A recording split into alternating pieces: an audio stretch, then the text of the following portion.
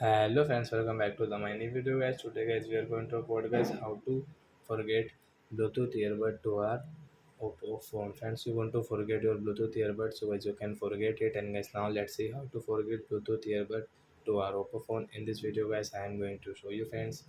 So before starting video friends, I want to tell you guys, if you need my channel, so then first of all guys subscribe my channel, click the bell icon, like my video friends. First of all guys, open your phone setting to forget your Bluetooth earbud. Then guys, you can see your Bluetooth settings and tap here.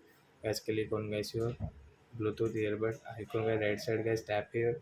And guys, you can see there are three options. So you want to change guys your Bluetooth device name, this earbud name, so guys you can change from here. And guys, you don't want to change guys, you want to forget, so guys tap on unpair option to forget. Then it will forget to your phone. And guys, you want to use, so you will have to connect again.